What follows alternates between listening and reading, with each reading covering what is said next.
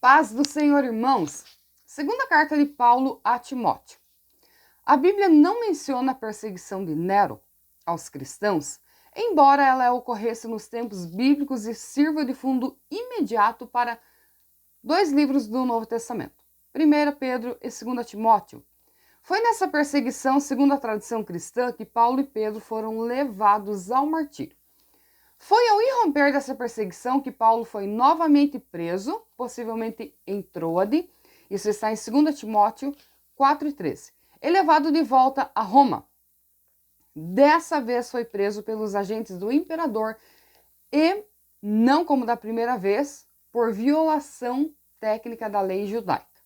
Primeira vez foi interpretado como cunho religioso, agora não, agora parte do próprio imperador. Entretanto, nenhuma palavra de pesar emitiu por haver entregue sua vida ao serviço de Cristo e da igreja. Essa carta é o brado de exultação de um vencedor às portas da morte. Paulo estará se despedindo nessa carta, pois seu destino já estava selado. Autor Paulo, data e local 66 ou 67 depois de Cristo, lembrando que são datas aproximadas, quando o apóstolo encontrava-se preso em Roma. Por que Paulo escreveu essa carta para Timóteo? Ele vai tratar de alguns assuntos: a situação da igreja, a situação de Timóteo, a própria situação de Paulo e a sua despedida. No capítulo 1, em sua ação de graças, o apóstolo demonstra grande afeto por Timóteo, lembrando-se dele em suas frequentes orações. Prosseguindo, Paulo relembra a Timóteo que este recebera um dom espiritual e precisava ser reavivado. Paulo estava preparando Timóteo mentalmente e o estimulando espiritualmente para que ele perseverasse como líder, como pastor da igreja. Paulo estava com destino selado, mas ainda tem essa preocupação de orientar os pastores da época e os próprios cristãos a respeito das provações, das lutas e sobre a necessidade de manter-se firme. O autor menciona que os sofrimentos devem ser suportados por causa do evangelho. Ninguém melhor do que Paulo para suportar e entender o que é suportar as dores por causa do evangelho. E ele está passando essa força e essa linha de pensamento para os seus sucessores. Vamos à Bíblia? Pega a tua Bíblia aí. Então, no capítulo 1, Paulo se apresenta de forma tradicional, agradece a Deus por Timóteo, e no versículo 5, ele diz assim: pela recordação que guardo de tua fé sem fingimento, a mesma que primeiramente habitou em tua avó Loide e em tua mãe Eunice. Vamos rapidamente analisar onde Timóteo entra, onde ele aparece na história. Atos 16 diz assim: chegou também a Derbe e a Listra. Havia um discípulo chamado Timóteo, filho de uma judia crente de pai grego. Dele davam bom testemunho os irmãos em Listra e Icônio. Quis Paulo que ele fosse sua companhia e por isso circuncidou-o por causa dos judeus daqueles lugares, pois todos sabiam que seu pai era grego. Bem, aqui aparece então Timóteo na história. Sendo ele de um pai grego, não tinha o ato ou o costume de circuncidar-se. Paulo, para evitar um problema na pregação do evangelho, acaba submetendo Timóteo a esse procedimento. A partir do versículo 6, Paulo diz: admoesto que reavives o dom de Deus que há em você pela imposição das minhas mãos. No versículo 9, Paulo fala sobre a santa vocação. Independente da circunstância e da pressão, tem que manter a vocação. Versículo 11. Para o qual eu fui designado pregador, apóstolo e mestre. Vamos agora, versículo 15. Está ciente de que todos da Ásia me abandonaram? Dentre eles, Fígelo e Hermógenes, Conceda o Senhor misericórdia à casa de Onesífero, porque muitas vezes me deu ânimo e nunca se envergonhou das minhas algemas. Quando Paulo foi preso por causa do evangelho e não por delitos, algumas pessoas simplesmente o abandonaram, prosseguiram com suas vidas naturalmente. Paulo faz menção de Onesífero, que não o abandonou, que tentou encontrá-lo de todas as maneiras e o ajudou. Vamos agora ao capítulo 2. No capítulo 2, Paulo vai orientar Timóteo a permanecer-se na vocação e firme no chamado. Por quê? Porque as pressões têm a tendência de tirar uma pessoa do propósito, do caminho, do chamado. Todos nós que somos cristãos sabemos que não é fácil servir a Deus, muito menos liderar um povo, muito menos lidar com problemas internos e externos. Mas Paulo, por ter suportado todas essas pressões, ele está passando esse dinamismo espiritual para seus seguidores. Então ele vai usar alguns termos para Timóteo, dizendo, no versículo 3, participo dos meus sofrimentos como bom soldado de Cristo. Nenhum soldado em serviço se envolve com o negócio dessa vida. O seu objetivo é satisfazer aquele que o arregimentou. Ele está dizendo para Timóteo, haja como um soldado em serviço, atento, no posto, sempre de olho no seu Senhor, naquele que o alistou, que o chamou, e você tem funções a cumprir. No versículo 5, ele diz o seguinte, igualmente o atleta não é coroado se não lutar segundo as normas. Ele usa outro exemplo do atleta falando de disciplina e de seguir normas para alcançar o objetivo. No versículo 6, ele fala sobre o fazendeiro, o lavrador que trabalha, deve ser o primeiro a participar dos frutos. Então ele usa 3 figuras de linguagem, soldado, atleta, lavrador, apenas para lembrar Timóteo de não se omitir ou se afastar das suas funções pastorais. Versículo 9, ele lembra o seguinte, estou sofrendo até com algemas, estou sofrendo e sendo tratado como um malfeitor. Contudo, a palavra de Deus não está algemada. Olha a convicção desse homem. Preso por ser um pregador, mas no seu interior ele tem liberdade e ele continua transmitindo essa poderosa palavra que chegou até a nós. A partir do versículo 14, Paulo vai tratar das falsas doutrinas e dos falsos crentes. Olha só. Versículo 15, ele diz para Timóteo assim, procura apresentar-te a Deus aprovado, como obreiro que não tem do que se envergonhar, aqui fala da sua conduta moral e espiritual, que maneja bem a palavra da verdade. Todo obreiro precisa ser um estudante da palavra. Ah, mas o Espírito Santo revela. Sim, mas isso não pode nos tirar do estudo diário da palavra. Você tem que conhecer a Escritura. Como você vai combater heresias se você não tem base bíblica? Tem pessoas que nem detectam as heresias porque não têm conhecimento suficiente da palavra. Todo obreiro precisa ser uma pessoa de oração e que estude muito a palavra do Senhor.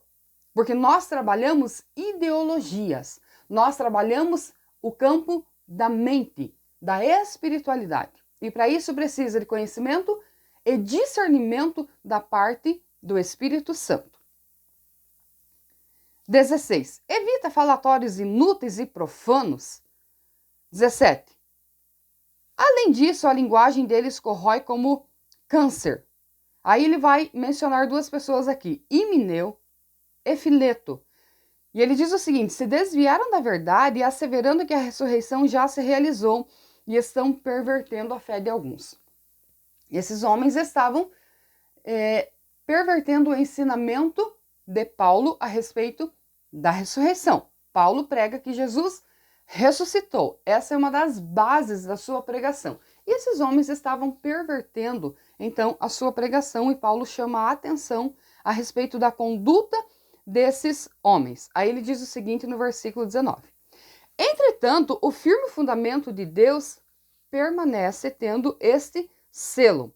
O Senhor conhece os que lhe pertencem, e mais, aparte-se da injustiça todo aquele que professa o nome do Senhor. A nossa conduta, ela tem que glorificar a Deus e não se identificar com o que os homens pensam, falando no geral. Versículo 20. Aqui ele vai usar o exemplo do vaso. Numa grande casa não há somente utensílio de ouro, prata, há também de madeira e barro, alguns para honra, outros para desonra. Nessa questão de honra e desonra, ele está falando sobre o que os utensílios armazenam. No caso dos vasos de honra, comparado ao ouro, comparado à prata, o que era colocado nesses vasos ou nessas taças? Bebida, coisas que as pessoas aproveitavam. Em outros utensílios, como nós usamos nas nossas casas, algumas coisas são para limpeza, para colocar restos de coisas. É nesse sentido que Paulo está orientando. Teu coração tem que armazenar, tem que ser recipiente de coisas boas e não de lixo orgânico ou de outras coisas descartáveis. Versículo 21. Assim, pois, se alguém a si mesmo se purificar desses erros, será utensílio para honra, santificado e útil ao seu possuidor, estando preparado para toda boa obra. Agora no versículo 22 ele diz: foge das paixões da mocidade, os desejos, tudo relacionado também às paixões desenfreadas, à sexualidade, enfim. Segue a justiça, a fé, o amor e a paz para com os que de coração puro invocam o Senhor. O obreiro, para ser representante de Deus e para estar na liderança de um povo, de uma comunidade, ele precisa se purificar interiormente. Esse é um processo muito longo e doído, mas se quer ser obreiro, tem que se submeter, e Paulo está tratando disso com Timóteo. Se purifique interiormente e seja um vaso de honra, porque as tuas atitudes vão demonstrar o que você tem dentro de você. Bem, a partir do versículo 24, ele diz assim: é necessário que o servo do Senhor não viva a contender. Deve ser brando para com todos, apto para instruir, apto para ensinar. Precisa ser paciente. Irmãos, tem que ter muita paciência para lidar com pessoas. Porque nós temos as pessoas obedientes e as desobedientes. Nós temos as ovelhas, nós temos os lobos, nós temos os reverentes e nós temos os irreverentes. Então, falando de si próprio, o líder, o obreiro, precisa de muita graça para lidar com todas as situações. Aqui não está falando de inércia, aqui não está falando de falta de atitude, está falando do domínio próprio, para que a pessoa não venha perder a sua paz interior ao lidar com todas as situações. 25. Disciplinando com mansidão, não com ódio, com arrogância, com mansidão. Os que se opõem na expectativa de que Deus lhe conceda não só o arrependimento para conhecer a verdade, mas o retorno à sensatez. Livrando-se eles dos laços do diabo, tendo sido feitos cativos por ele para cumprir a sua vontade. Como que você faz uma pessoa voltar ao raciocínio lógico? Você mostra a verdade. Aí compete à pessoa se ela vai aceitar a verdade ou não. Tem pessoas que entendem e tem outras que não. É dentro desse contexto que Paulo está orientando Timóteo. Capítulo 3. Sabe, porém, que nos últimos dias virão tempos difíceis. Agora Paulo vai falar do coração das pessoas nos últimos tempos. Perceba que ele estava falando há 2000 anos atrás. E aqui nós temos tantas coisas que se encaixam nos nossos dias. Vamos lá. Os homens serão egoístas, pensarão só em si próprio, serão avarentos, serão apegados ao dinheiro, ao materialismo, jactanciosos, arrogantes. Isso se encaixa na soberba humana. Blasfemadores, sem respeito às coisas espirituais. Desobedientes aos pais. Ingratos. Irreverentes. Uma das coisas que mais a gente vê nos nossos dias é a falta de reverência com Deus e com as coisas espirituais. Desafeiçoados, ou seja, sem amor interior. Implacáveis, caluniadores. Como as pessoas, algumas têm facilidade de falar dos outros o que não é verdade, mentir contra as outras pessoas. Sem domínio de si, falta de temperança, cruéis, inimigos do bem, traidores, atrevidos, enfatuados, soberbos, arrogantes, mais amigos dos prazeres do que amigos de Deus. Isso é muito interessante, essa descrição, porque para você ser uma pessoa piedosa, você tem que matar a carne. E é mais fácil você viver pela carne do que viver pelo Espírito. Mas para agradar a Deus, ter comunhão com Deus, ser um líder espiritual, terá que vencer toda essa selvageria que é própria da carne, que é fruto da própria humanidade. Tem que sacrificar isso para honrar a Deus. E Paulo está orientando Timóteo. Você vai lidar com esse tipo de pessoas. Aí ele continua dizendo, tendo forma de piedade, mas negando a eficácia. Fuja dessas pessoas. O que é ter forma de piedade? Você olha e diz, não, é um cristão. Mas as obras são de ímpio. Aí Paulo está dizendo, esses que têm aparência de cristãos, mas que a sua conduta, palavras e obras são de ímpio, se afaste deles. Não tenha medo de se afastar de algumas pessoas. Por educação, nós não queremos nos afastar. Pensamos que vamos ferir, mas Paulo, na sua recomendação, está dizendo, se afaste deles. Continuação.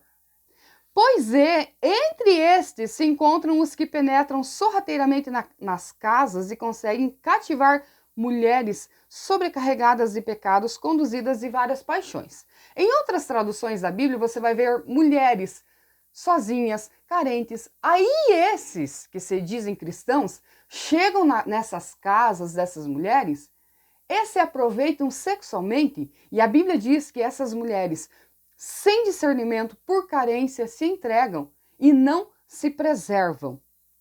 Aí Paulo diz assim, aprendem e nunca chegam ao conhecimento da verdade. Não é falta de ensinar tanto essas mulheres quanto esses homens. Eles aprendem, mas eles não colocam o conhecimento, a orientação em prática. 8. De modo que Janes e Jambres resistiram a Moisés, também estes resistem à verdade. Nós temos entre nós pessoas que ouvem a palavra. Não vem me dizer que o evangelho não tem sido pregado nos púlpitos. Às vezes eu vejo alguns desabafos em rede social que as pessoas dizem que os pastores não pregam mais a verdade. Mentira. Pregam a verdade sim.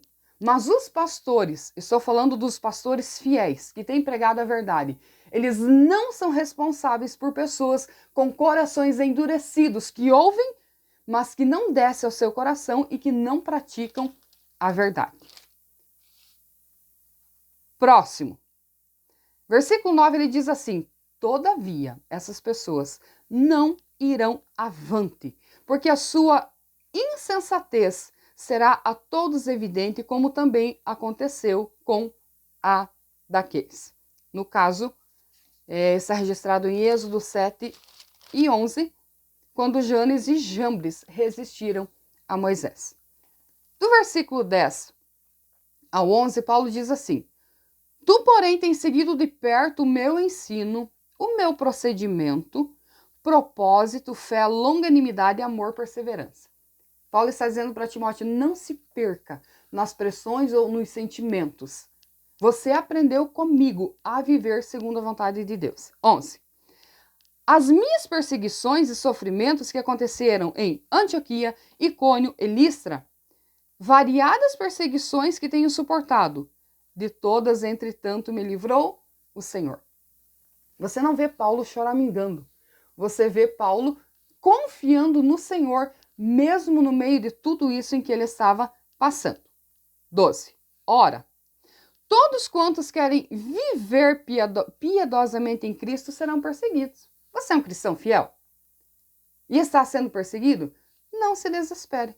Você está incluso no grupo de pessoas que está lutando contra o mundo, contra o sistema e contra as potestades, contra os espíritos malignos e o principado de Satanás. É claro que seremos e somos atacados constantemente. E Paulo está orientando.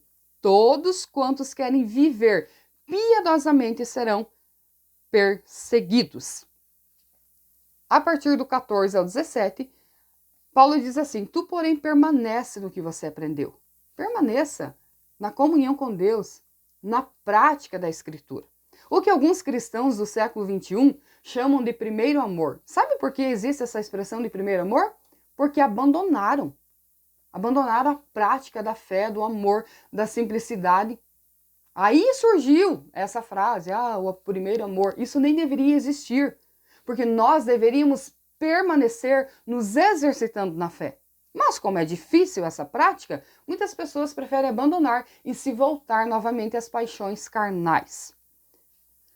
Aí Paulo diz assim, versículo 16, toda a escritura é inspirada por Deus e útil para o ensino, repreensão, correção e educação na justiça, a fim de que o homem de Deus seja perfeito e habilitado para toda boa obra.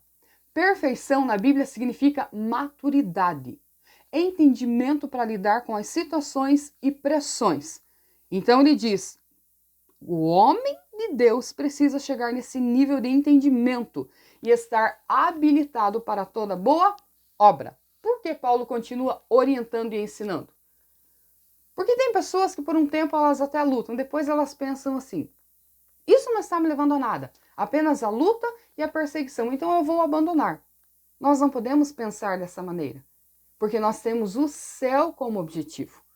E a nossa função é pregar o evangelho a todos os corações, corações abertos, fechados, corações bons, ruins, reverentes, irreverentes, respeitosos, blasfemos. Nós não somos responsáveis pelo resultado, mas sim pela pregação. Capítulo 4. Conjuro-te perante Deus e Cristo Jesus, que há de julgar os vivos e mortos, pela sua manifestação e pelo seu reino. Não podemos perder a esperança e o entendimento das coisas futuras. 2. Prega a palavra, insista, quer seja oportuno, quer não. Aí Paulo está dizendo para Timóteo, corrige, repreende, exorta, com toda a longanimidade e doutrina. Você precisa corrigir as pessoas, chamar a atenção, mas com respeito, com paciência, com amor, para que a pessoa possa entender e aceitar a correção. Pois haverá tempo em que não suportarão essa doutrina. Olha só. Pelo contrário, cercar-se-ão-se de mestres segundo as suas cobiças. Nós estamos nesse tempo. As pessoas vão para os grupos em que elas se identificam. Tem uma igreja que não prega contra o pecado. Eu vou para lá porque eu quero pecar em paz. Tem uma igreja que não exige tal coisa. Eu vou para lá. E assim está acontecendo. Mas a orientação de Paulo é pregar, ter paciência, mas não se omitir da verdade. É melhor morrer pela verdade do que viver como um covarde. 4. E se recusarão a dar ouvidos à verdade, entregando-se a fábulas, a mentiras. Irmãos, é incrível como nos nossos dias isso é real. Quantas pessoas preferem viver na mentira, acreditar em tolices, em promessas falsas, porque a verdade é muito forte. Mas é melhor viver pela verdade do que enganando-se a si próprio. 5. Porém, você, Timóteo, seja sóbrio em todas as coisas. Olha o conselho de Paulo. Paulo estava prestes a morrer. Paulo não tinha que ficar escrevendo cartinha de amor para ninguém. Paulo é muito direto nas suas expressões. Ele diz para Timóteo, se eles querem viver dessa maneira, que vivam, mas você seja sóbrio, consciente, não perca a sensatez. Sóbrio em todas as coisas. Suporta as aflições, faça o trabalho de um evangelista e cumpra o teu ministério. Não é iniciar bem, é permanecer fazendo as coisas que agradem a Deus. Como Deus nos julga. É dessa maneira que nós devemos proceder quando abrimos os olhos todas as manhãs. O que eu estou fazendo agrada a Deus? Desagrada a Deus? Você tem que saber que, como obreiro, essa carta é pastoral, é para os obreiros, Deus é o Senhor da igreja e nós somos seus trabalhadores e precisamos suportar as pressões, os ataques e nos manter fiéis a Deus, a nós mesmos, à igreja, à palavra e ao propósito. 6. Quanto a mim, olha só, estou sendo oferecido por libação e o tempo da minha partida é chegada. Aí Paulo diz assim: combati o bom combate, completei a carreira e guardei a fé. Já agora a coroa da justiça está guardada, a qual o Senhor, reto juiz, me dará naquele dia, não somente a mim, mas a todos quantos amam a sua vinda. Paulo será decapitado e o seu destino já está selado. Irmãos, nós pregamos sobre Paulo, cantamos, enfim. E se fosse eu e você? O que nós escreveríamos como se fossem as últimas cartas ou as últimas palavras? Lamúria, tristeza, blasfêmias, carência? Perceba que Paulo, com seu destino selado, ele alimenta a fé dos cristãos até o dia de hoje. Essa convicção, ela só pode vir do Espírito Santo. Ela não é fruto da mente humana. A partir, então, do versículo 9, ele fala sobre algumas pessoas que o deixaram na prisão. E no versículo 11 ele diz: somente Lucas está comigo. Toma contigo Marcos e traze-o, pois me é útil para o ministério. Lembra que quando eles fizeram uma viagem missionária e Paulo, junto com os seus companheiros ali, estavam viajando e Marcos decidiu voltar. Paulo não gostou da atitude de Marcos. E eles acabaram separando os grupos. Mas agora Paulo diz o seguinte: Marcos me é útil para o ministério, porque ele entende que ele está partindo e ele não tem orgulho em admitir e dizer: todos os que vocês puderem usar na obra de Deus, usem, porque o evangelho é assim. Fazemos a nossa parte e iremos partir. Os discípulos precisam ficar. E os que ficam precisam fazer discípulos, porque também irão partir. E assim sucessivamente. Paulo tem esse entendimento. Eu estou partindo, mas eu quero deixar e estou deixando discípulos. Pessoas que continuem com a obra fielmente. Versículo 12. Quanto a Tíquico, mandei-o a Éfeso. Quando vieres, traz a capa que deixei em Trode, na casa de Carpo, bem como os livros, especialmente os pergaminhos. Paulo não se afasta do seu hábito de ler, de conhecer, de estudar e escrever. Aí no versículo 14 ele faz referência a Alexandre o Latoeiro, que causou muitos males. Isso está registrado em 1 Timóteo 1:20. Aí Paulo diz o seguinte: o Senhor lhe dará pago segundo as suas obras. É interessante e nós precisamos lembrar que sempre haverá pessoas na nossa jornada, na nossa comunidade, pessoas que não estão dispostas a viver o evangelho, que pregam as suas heresias, que impõem as suas ideologias, que são contrárias à verdade cristã, às verdades bíblicas, à revelação da palavra. E Paulo está lembrando Timóteo dessas pessoas. Só que ele diz o seguinte: eles terão a sua retribuição pelos males que têm causado na obra do Senhor. A partir do versículo 15, Paulo diz: tu guarda-te também dele, porque resistiu fortemente às nossas palavras. Irmãos, as pessoas que resistem às verdades bíblicas, nós devemos ter cuidado com elas. porque as palavras refletem o coração. Se eu tenho Cristo no coração, as palavras e obras refletem. Se eu não tenho Cristo, é a mesma coisa. Então, Paulo está dizendo, tenha cuidado com ele, que o coração dele não está voltado para Cristo, não. 16. Agora, Paulo fala da sua experiência. Na minha primeira defesa, ninguém foi a meu favor. Todos me abandonaram. Que isso não lhe seja por conta. Mas o Senhor me assistiu e me revestiu de força para que por meu intermédio a pregação fosse plenamente cumprida a todos os gentios. E fui libertado da boca do leão. O Senhor me livrará também de toda obra maligna e me levará salvo para o seu reino celestial. A ele glória pelos séculos dos séculos. Amém. A partir do versículo 19, então, ele cita nomes de algumas pessoas, como Priscila, Áquila, Onesífero, e enfim, algumas pessoas aqui que o ajudaram no ministério. Erasto ficou em Corinto. Quanto a Trófimo, deixei o doente em Mileto. Apressa-te a vir antes do inverno. Por que Paulo está pedindo para Timóteo ir vê-lo antes do inverno? Por causa da sua morte. Ele ainda queria conversar com Timóteo, lhe dar instruções, se despedir antes que viesse a ser concluído, então, o seu martírio. Eubulo, que envia saudações, o mesmo fazem Prudente, Lino, Cláudio e os irmãos. O Senhor seja com o teu espírito, a graça seja convosco. O que nós aprendemos nessa carta aqui? Paulo orientando Timóteo a respeito da sã doutrina. As pressões espirituais que Timóteo iria sofrer e todos os cristãos. Aqueles que não estão arraigados no evangelho, na rocha que é Cristo, que não têm raízes espirituais, eles poderão sucumbir.